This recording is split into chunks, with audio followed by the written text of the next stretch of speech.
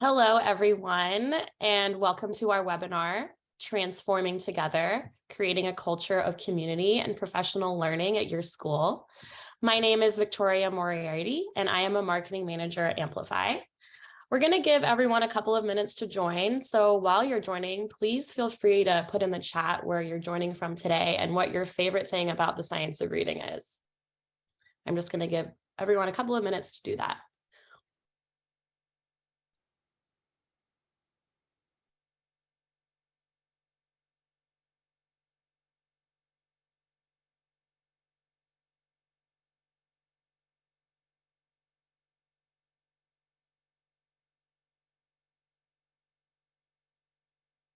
Ooh, looks like we have an Ohioan joining. I'm actually in Cleveland, so love Ohio.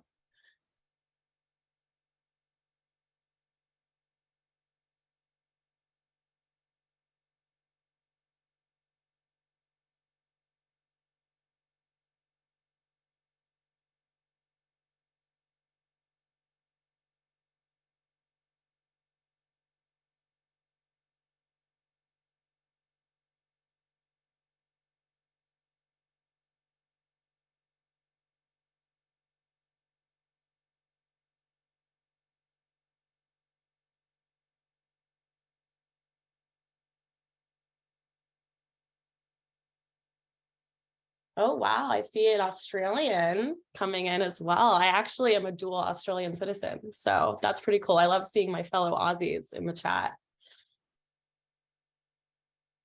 All right, we're going to go ahead and get started. So once again, my name is Victoria Moriarty, and I'm a marketing manager at Amplify. Originally, we had Susan Lambert, our amazing host of Science of Reading, the podcast, joining us today, but unfortunately, she can't make it. So I'm going to be taking over moderating duties for this panel. But I did want to go over a couple of housekeeping before we really jump in. Today's webinar will be recorded, and we're going to email out that recording link for you to rewatch as you'd like. And everyone here with us today is also going to receive a certificate of attendance. So please look out for an email coming later this week with all those details. We have closed captions available. So if you want to access those, click on live transcript in the bottom tray. And throughout the webinar, if you have any questions, please pop them in the Q&A and we'll try to get to them at the end. We welcome comments in the chat. And as you're starting to join, please let me know where you're joining from today and what your role in education is and what you'd like to learn. We're excited to get started.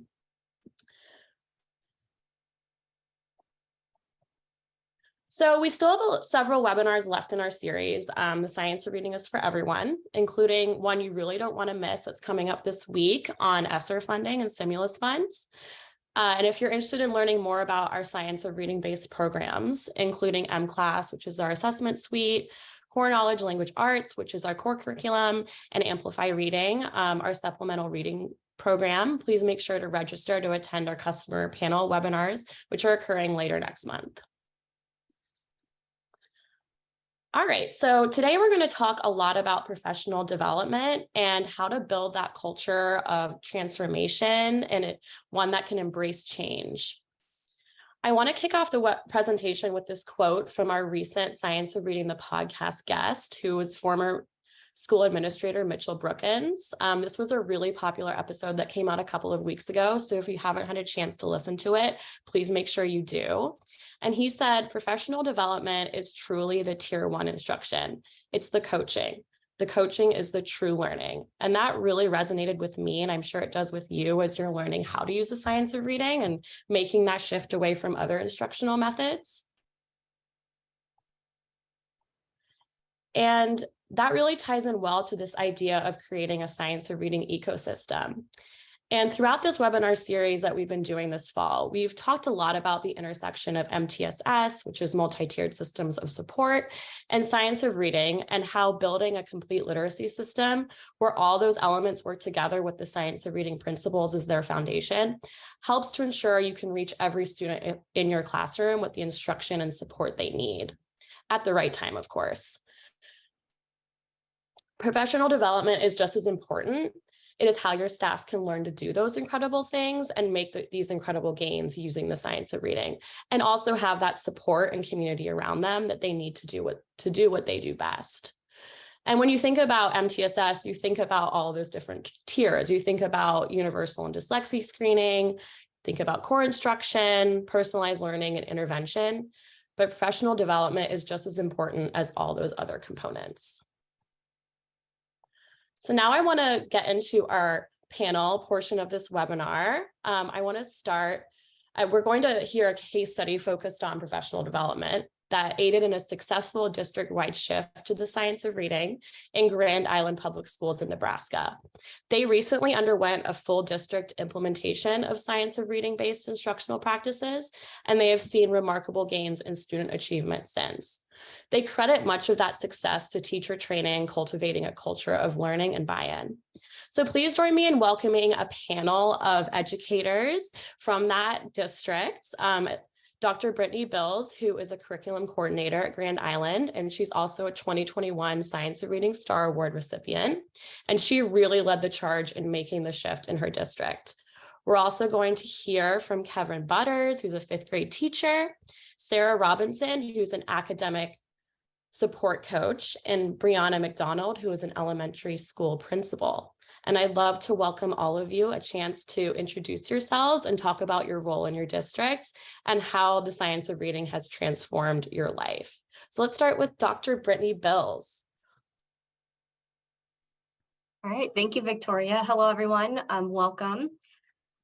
As Victoria said, I'm Dr. Brittany Bills. I coordinate our district's elementary English language arts curriculum, as well as a multi-tiered system of supports and academics for preschool through 12th grade for all of Grand Island Public Schools. I'm going to share a personal story because I get to do that now, which is really exciting. How the science of reading has changed my life. So I have a kindergartner this year. And going into kindergarten, he was very reluctant around anything literacy related. Letters confused him a great deal, and he balanced to figure out words. And so that has been life-changing for me. I often think about what his future would have been like had he received balanced literacy instruction or instruction through guided reading, and how frustrated he would be, and likely I would be as a parent trying to support him. And so I'm just so very grateful for where we are and that he has this opportunity. All right, I'm going to pass it over to Kevin. Hi, Kevin. How are you? Good, thank you. My name is Kevin Butters. I teach 5th grade. This is my 6th year teaching 5th grade. I kind of, have seen a lot of different kinds of reading programs, and it's only been within these last 2 years that I've been able to look at my 5th graders and go, oh, I know exactly why you don't understand this, because you're having problems reading this, phrase or something.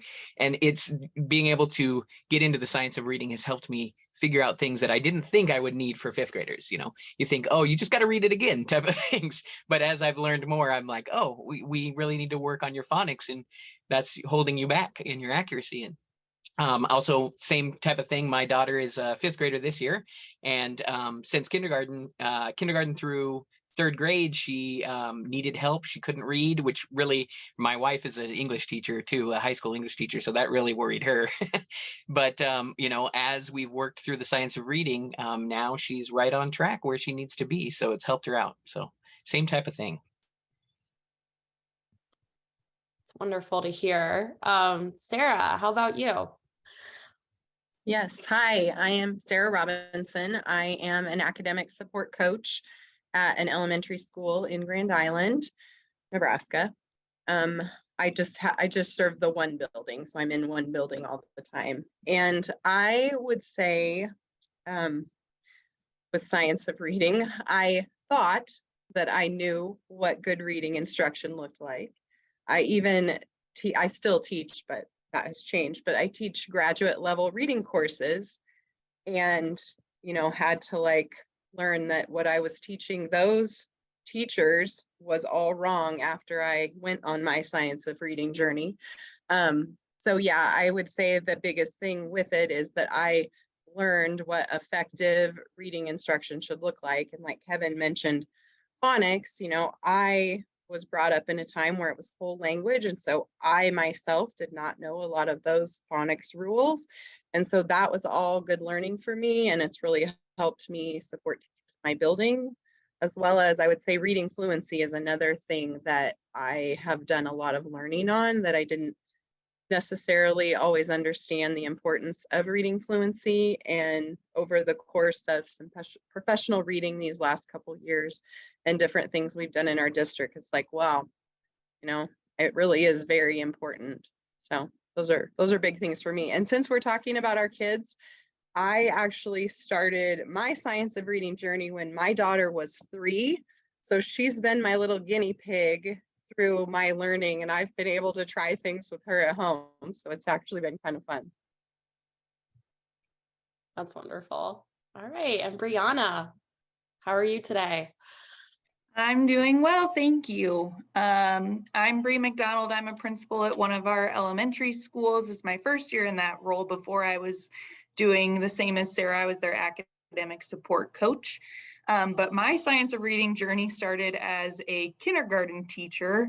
I had shifted grade levels, and that's when Dr. Bills actually joined the district, and she came and did a book study right away because I always despised guided reading time. I never understood how 5-year-olds could work by themselves, but that was just the model that I was taught in my undergraduate, and that's the model that was kind of in place when I joined the district. And then after that book study, I had the opportunity to do the letters training as one of 2 teachers in the district. And I would agree with Kevin, how he said, like, just your knowledge of what's going on helps you help kids. And you think about the kids that you probably messed up a little bit because you weren't sure, you were just guessing at what could be wrong, the way we're reading text and giving them those cues. And in the end, it really was, they needed to know the code, and they needed someone to explicitly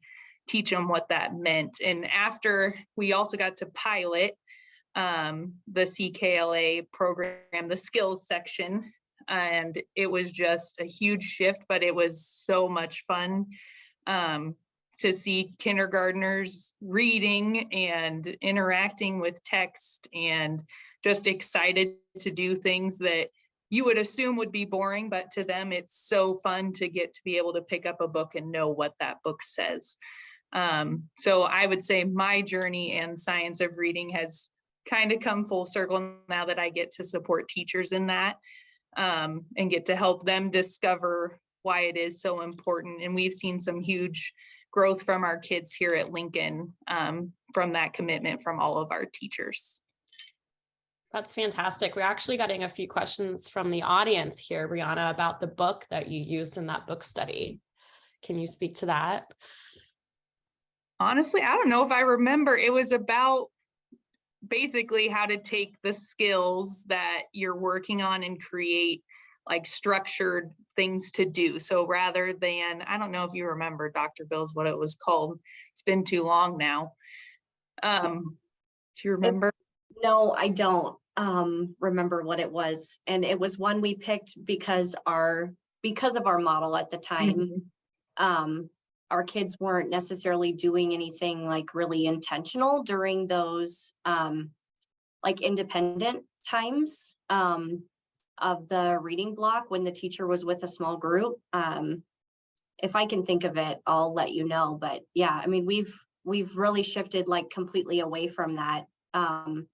And that has been a game changer for us, I would argue. I don't know, Bree, if you would agree with that, but we definitely have seen the most gains in reading by moving away from that model. Yes, it was a good Band-Aid for my dislike of guided reading. But once I could do the skills, and I didn't get a chance to do knowledge because I moved out of the classroom, but just getting to do skills, like I knew where all my kids were and I was teaching all of them at the same time and doing meaningful activities with them, as opposed to before where you're just like, hey, go listen to this book for 15 minutes so I can talk to these 4 kids. So it was a good Band-Aid at the time, and it got me thinking, but truly once I got to letters and got to do the skills, that's what really showed me that what was best for kids, I would say, and me as the teacher. Great. So now we're going to get into some more questions. So I actually have one for Dr. Bills, and anybody else can feel free to chime in as well. So can you tell me a little bit about how you got started with the science of reading? I know you've touched on it a little bit, but just tell me about your journey into evidence-based practices and systems. Do you want to know about my journey personally or our journey here in Grand Island? Both. That would be great. Okay. Well, my journey personally started all the way back in, oh my gosh, I want to say 2012 and 2013. It's my first year at Heartland Area Education Agency in Iowa. I shared this on the podcast that I did with all of you, but I was in my internship for school psychology, and Heartland Area Education Agency, they don't use a traditional discrepancy model to identify students for special education services, and you give no cognitive assessments, no standardized achievement assessments. It's purely a response intervention model at that time that you use to identify kids for special education. And so I went there, and they provided really wonderful professional learning around reading, math, and behavior to all of their new staff. And it was at that time that for me, like, I always understood phonics and fluency, comprehension, vocabulary, those kinds of things. Phonemic awareness is a thing that eluded me. I remember giving the Woodcock Johnson, I don't know how many times I gave that assessment. And I'm like, why in the world am I asking kids to do this? I had no idea, like, the reason behind that assessment.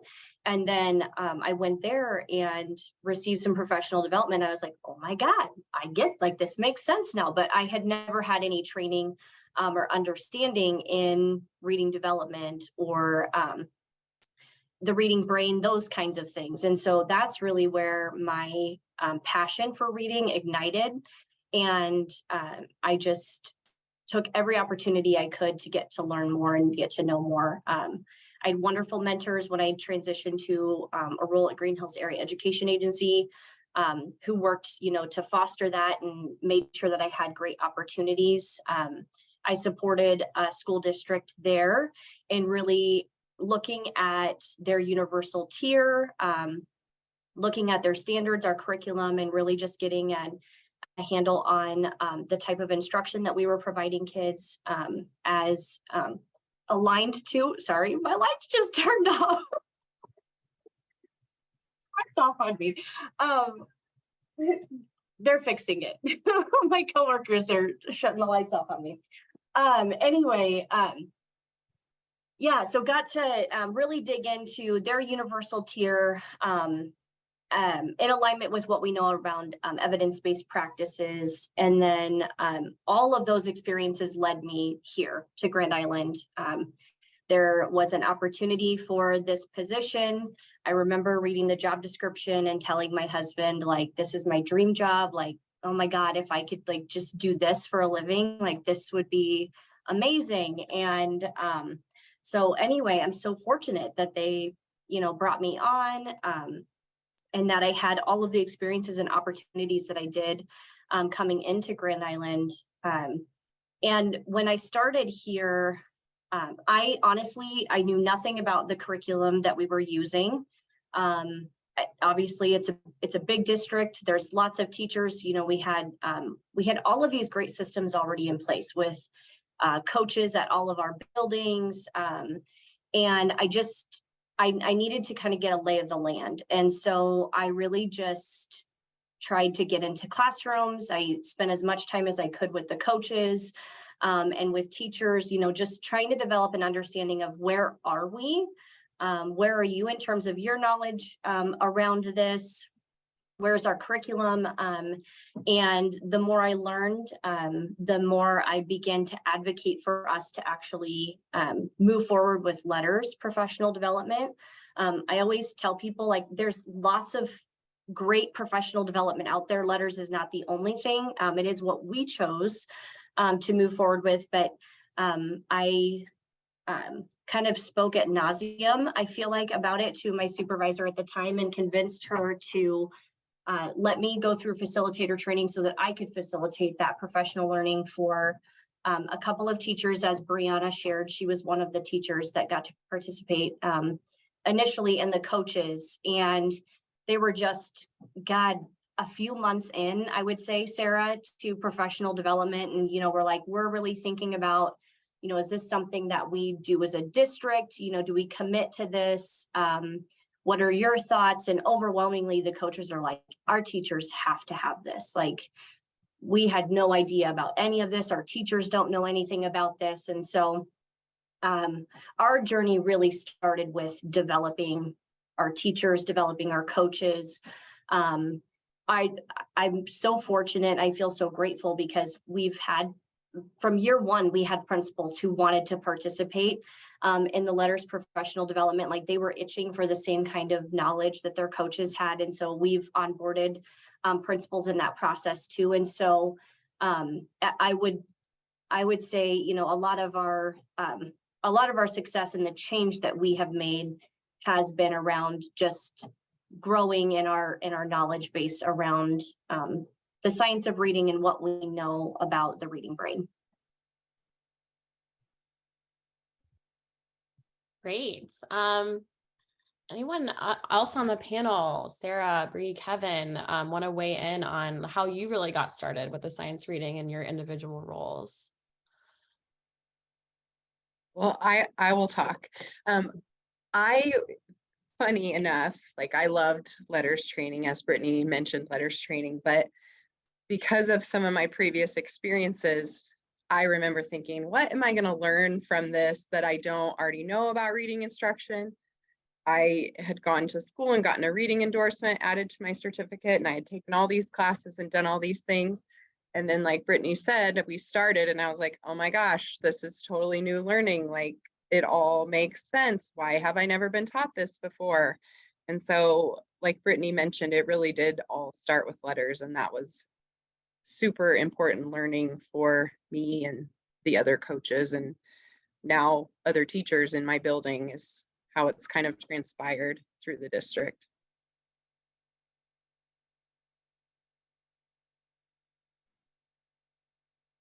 Great. How about you, Kevin, from like the classroom perspective? Sure. So they did offer some letters training for some free snow days at one point. So I was like, well, yeah, sure, why not? I'll do this training, and then, if I get a snow day, I get the day off. So that's how I first started on it. But as I was getting into it, I actually did get a little bit of opportunity where I got my undergrad degree to do a lot of phonics learning. At the time, I was like, I don't see how I'm going to use this. I'm not teaching kindergarten, that type of stuff. But again, it was something where after 5 years of teaching fifth grade, that I always had kids who could not read. I mean, they just couldn't read. And I didn't know how to help them. I mean, I'd print off something online and go, okay, let's work on this comprehension skill. We'd go to the back table and work on it. And my kids still, never showed any improvement. So it was really refreshing to see things that I had learned about through letters training, and being able to pinpoint that, looking at stuff from our Dibble scores and going, yeah, see, look at this. This is it right here. And I'd look at patterns and say, these are where they're lacking in these skills, and be able to actually introduce those skills for like a semester or a trimester. And then we took Dibbles again, and it was all fixed. And I was like, that was amazing. So it was a really good feeling, and it was a really good opportunity to improve my skills as a teacher, for sure. That's great to hear. So tell me a little bit about what professional development looks like, where your role is in the district. And Kevin, this is for you, or really for Brianna too, and Sara and Brittany, of course, you're welcome to chime in.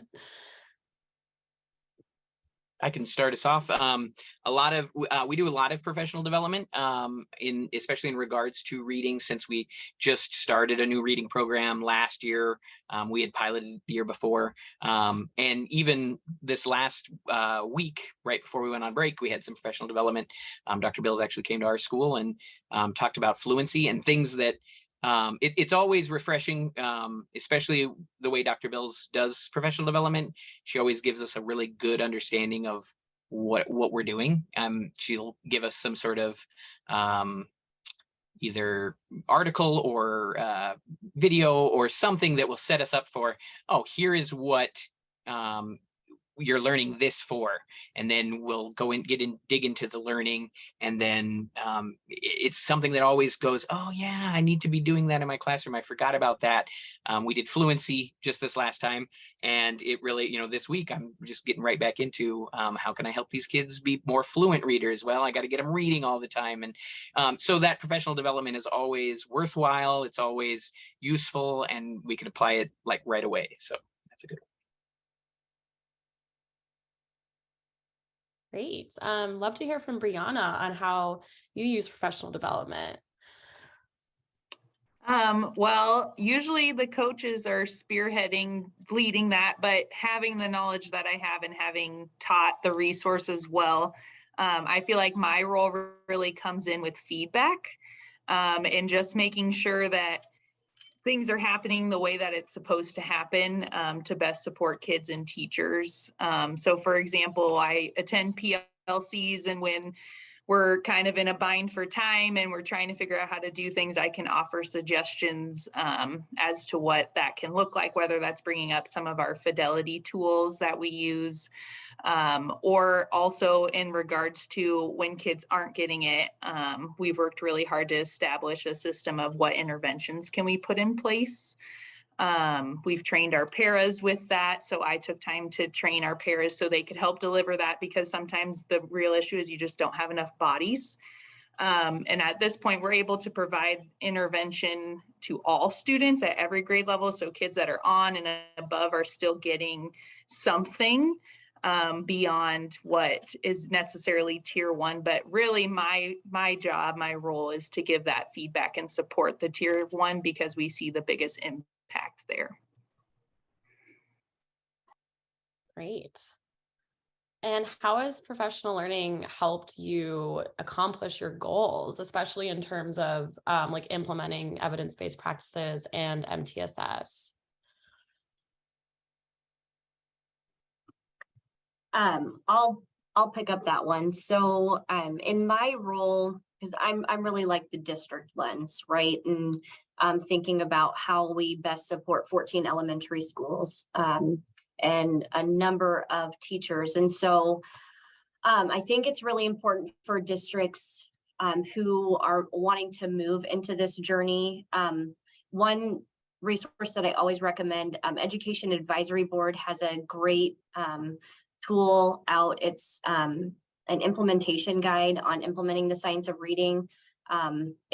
So if districts want to move that direction, or buildings want to move that direction, like I always recommend that, because it's a great like little just go-to that kind of gives them a path, I guess, if you will, for the things that you can do. And so obviously we started with letters, as we shared. I saw a question in the chat, like, is this webinar to suggest that you use letters? No, not necessarily. That's just been our journey.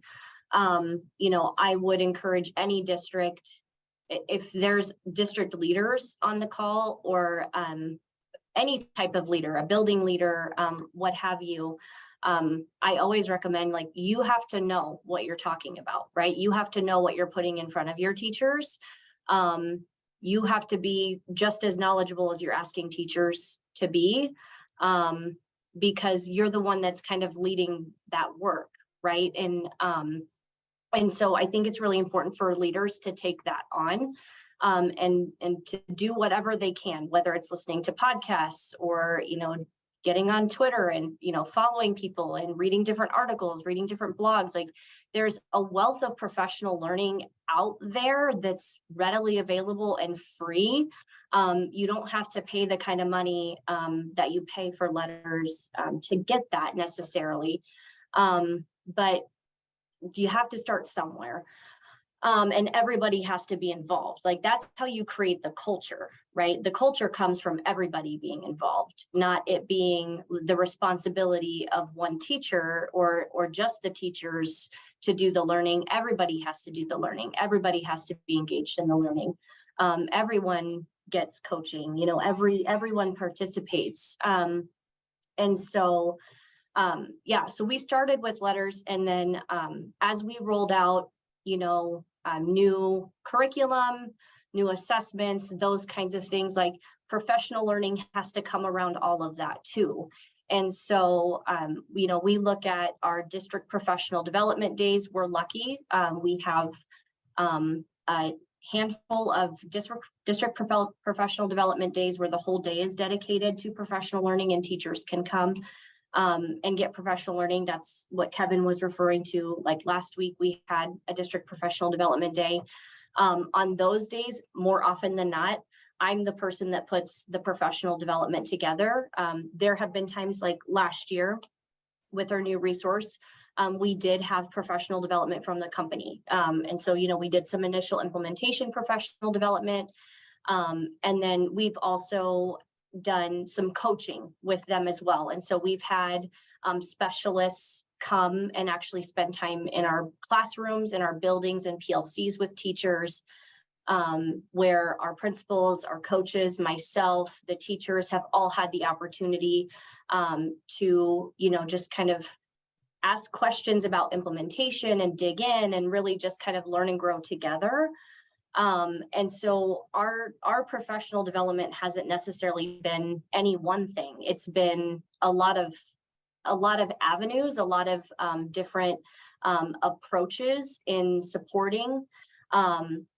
This just last spring, we launched a PK-12 literacy coalition. And so we're doing some professional development with that group as well, so that we can get we can kind of get the message out broader than just our elementary. The bulk of our work has been at our elementary level. And so we're really beginning to think about, like, how do we inform our middle school teachers? How do we inform our secondary teachers? How do we get them involved and begin to develop a greater understanding and a greater awareness at those levels as well, around this work that we're doing? And so my lens is really like, how do you get it to the masses? How do you get as many people on board as you can, you know, as quickly as you can? Because once you get masses of people involved, the message just spreads like wildfire, right?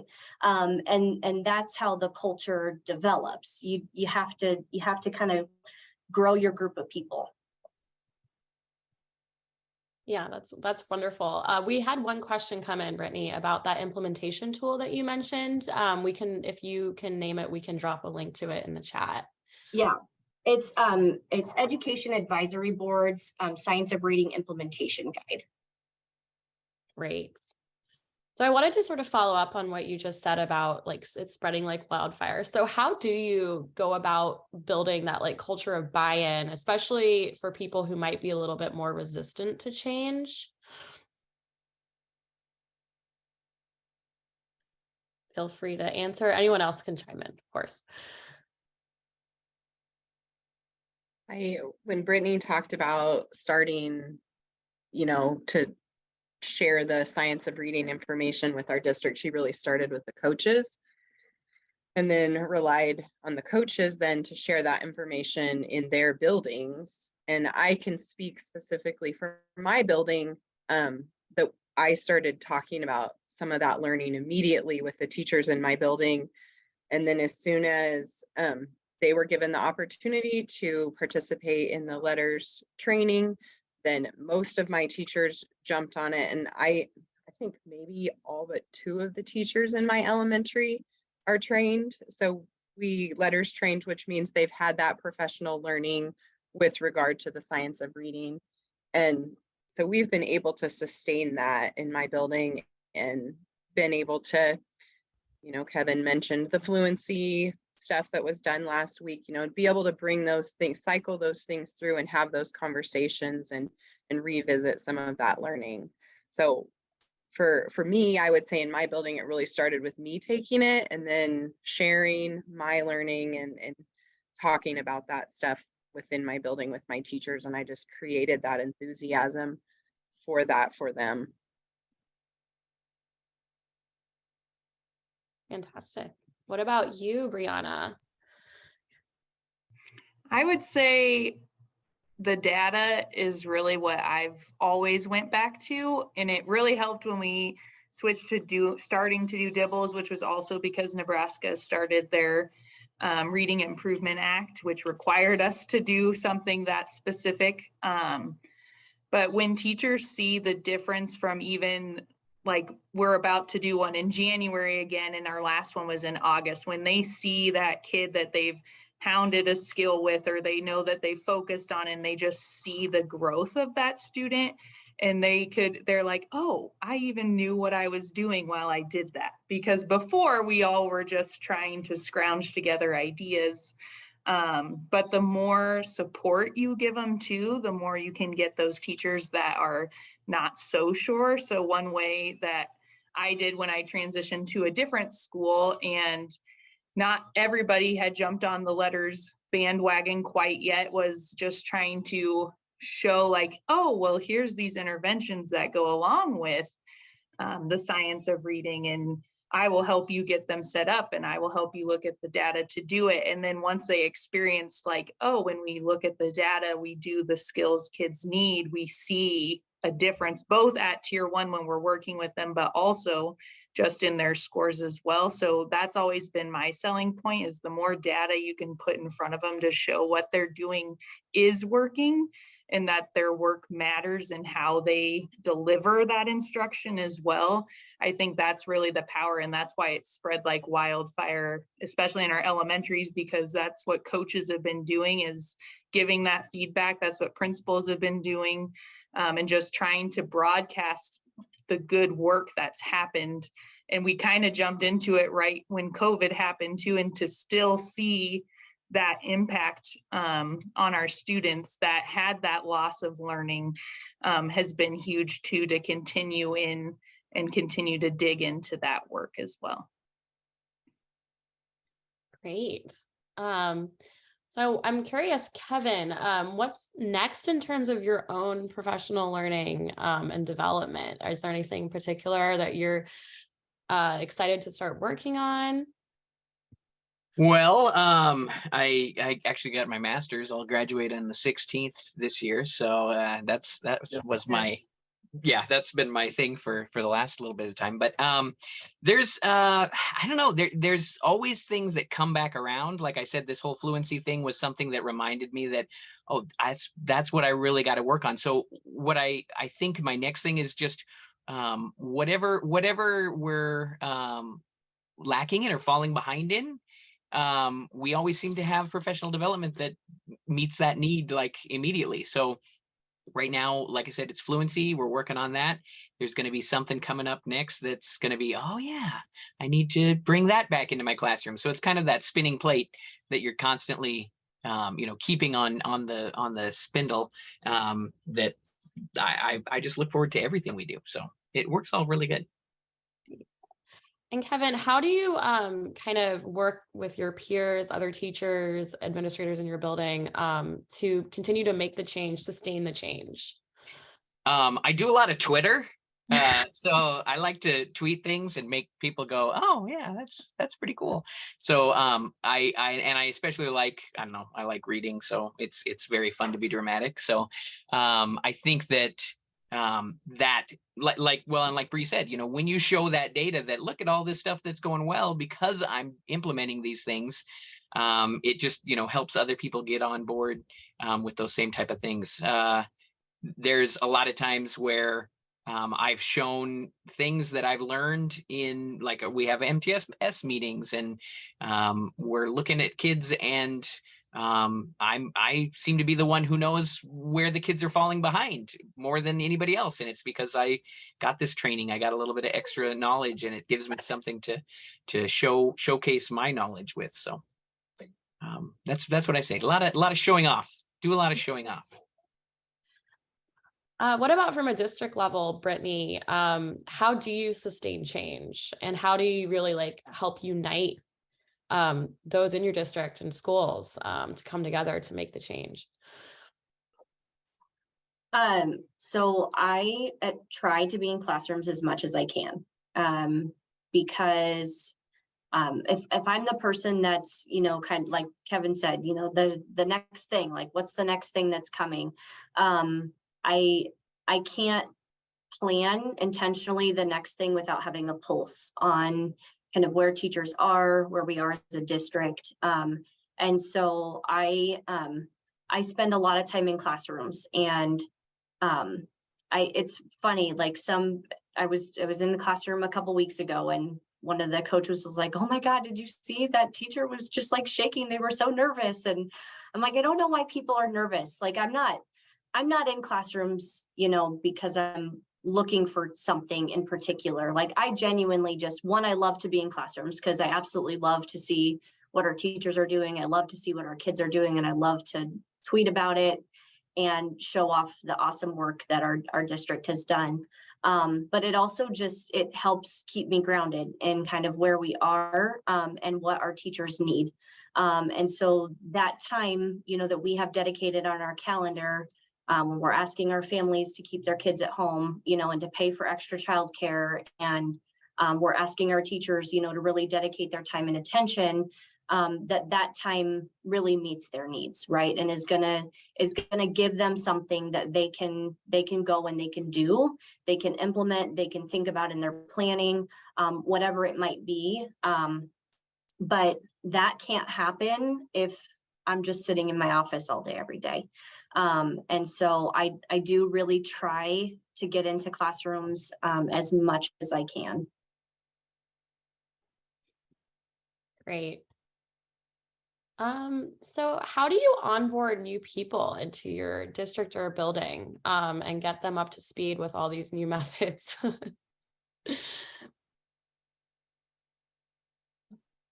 I think they drink from a fire hose for the first like couple months of teaching here. So we do have, you know, kind of some initial professional development days that are dedicated just to new teachers. And, you know, there's never enough time. Like everybody's competing for time, right? Especially when you're talking about elementary.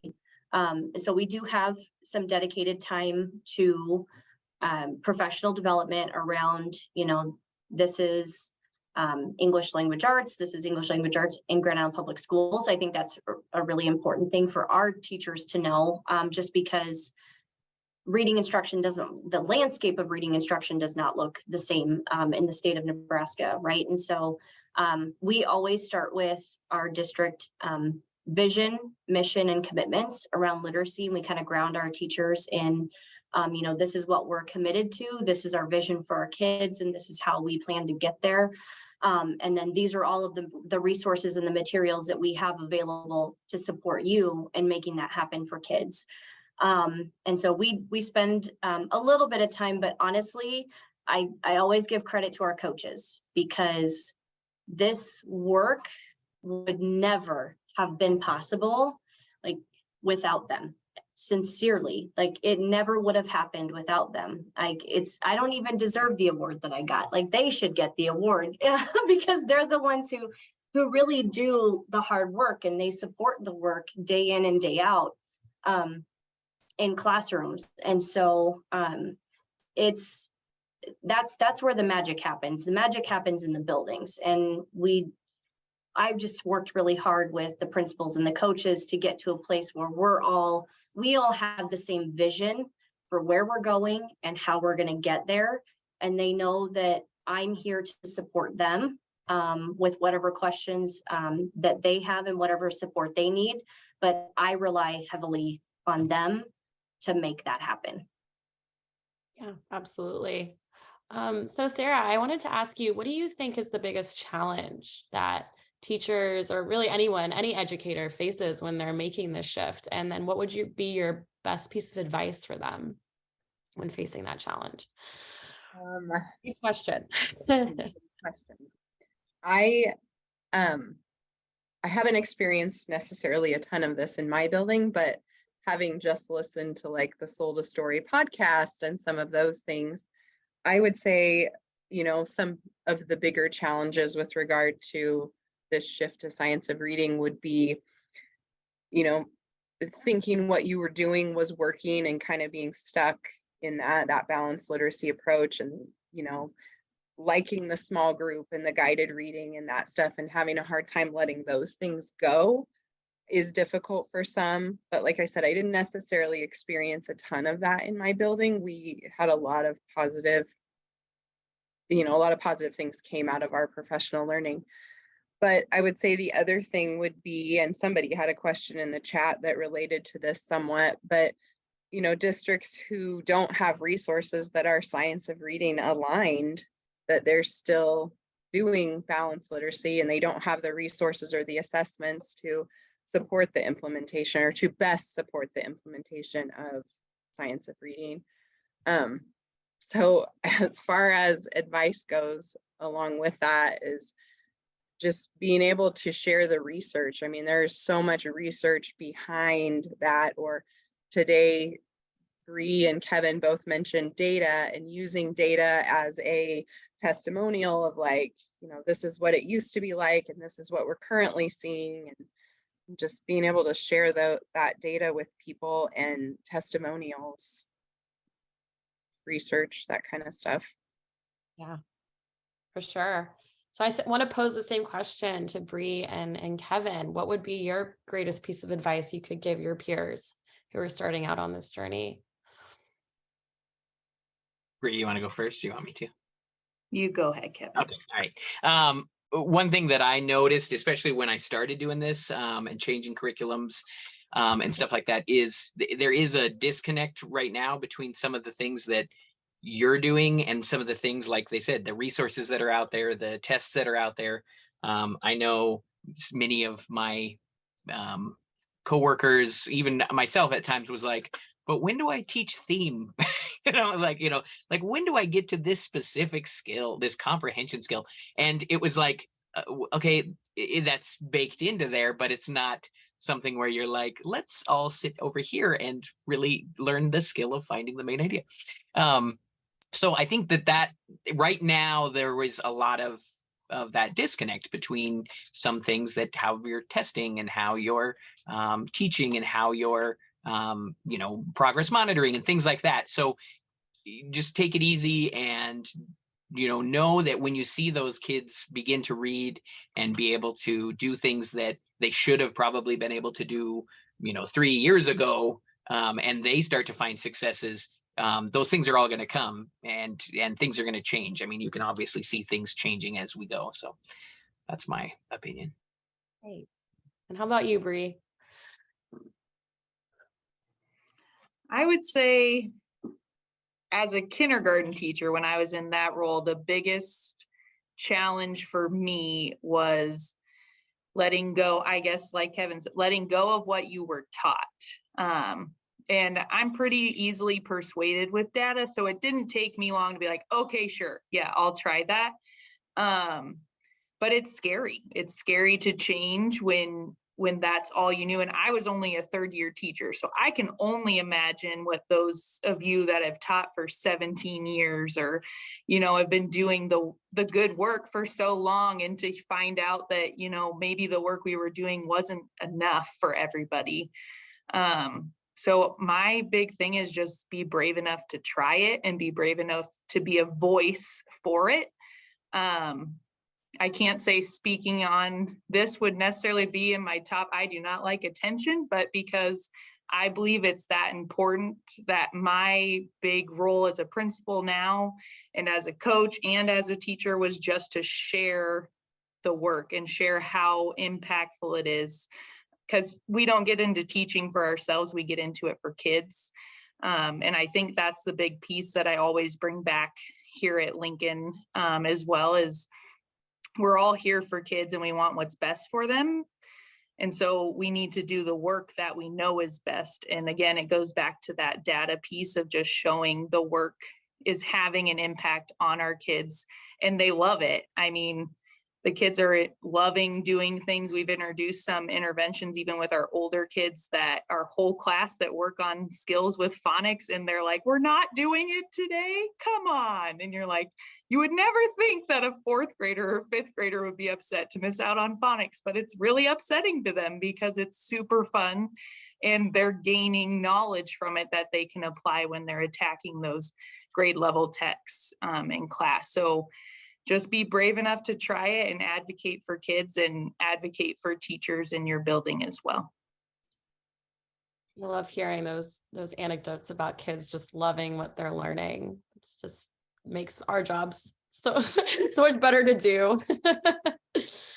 Great. So I wanted to take the last 10 minutes or so to answer some audience questions. I know a couple of them have sort of been answered, but I'm just going to pose them to the group and feel free to jump in. So we had one from an MTSS interventionist asking, they said they're having trouble making time for each grade level.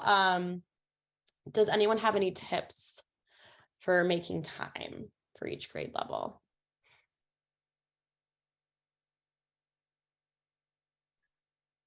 I mean, I don't necessarily know that I have any outstanding tips, because I think that's what everybody would argue, right? Like there's just that is the number one challenge in our day. And so I guess from an MTSS standpoint, I would really just kind of challenge you to think about your systems, how your systems are set up, your schedules, how you're utilizing staff. Are you doing, are your systems structured in a way that you've just always done it that way? And that's something that you need to reconsider potentially. Thinking about how you're using personnel, those kinds of things. Yeah, I mean, I always recommend it's all hands on deck. You know what I mean? How can we be the most effective, most efficient with our time, with the data that we have and the kids that we have? And so whether that means sharing, reallocating personnel based on needs and those kinds of things. But some of that work can only happen if you really take a hard look at your systems and your structures. Great answer. So one person was asking, how often do you do a progress monitoring or track students either weekly, monthly, quarterly to make sure the needs are being addressed? So essentially they want to know how often to do progress monitoring. So this is information that is provided to our teachers. So after we complete our DIBELS assessment, they have pretty much like a color-coded scale of, if your kid scores in here, then they're going to be monitored weekly, which is typically students on DIBELS specifically that fall in that red. Our yellow students that below typically are monitored every other week. And then depending on your school, it just depends. Here at our school, we decided to do it monthly to catch any kids that maybe we're missing, just to be sure that we always have new data, because the windows are so far apart, especially from fall to winter. So we want to be sure that we don't lose a kid or let them slip into the cracks. But it is a district guidance document. To add to what Bree said, the kids that we're obviously the most concerned with that score the lowest, they're the ones, like she said, that are scoring in red that we monitor more often. And like she mentioned, in our building, my building, our kids that were on level, we have also monitored them monthly just to keep tabs on them, to make sure that we still feel good about how they're scoring and that they're likely going to meet benchmark when we test again in January. Great. All right, one last question. So this person was asking, what do they do when their curriculum is SOR aligned, but the assessments are running records? They can't seem to convince the district to change. So what would you say to this attendee?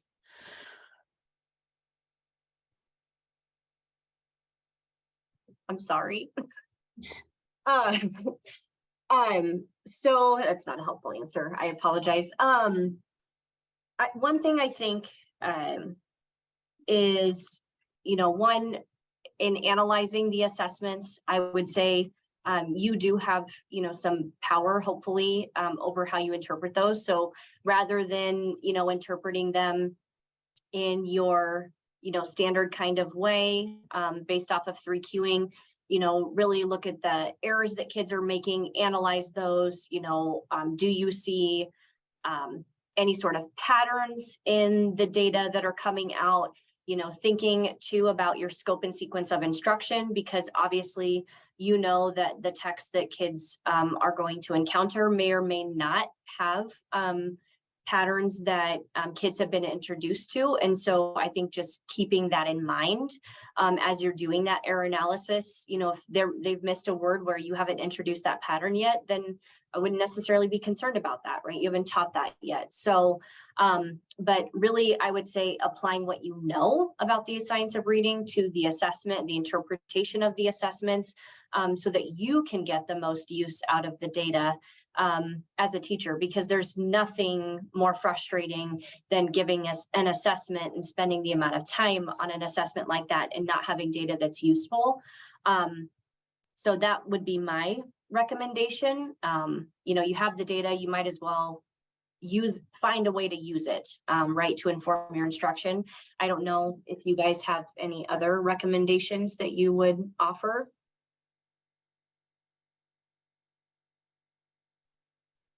I don't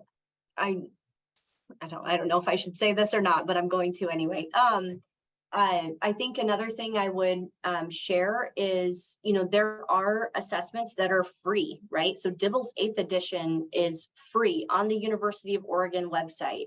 There are videos on how to administer them, how to score them,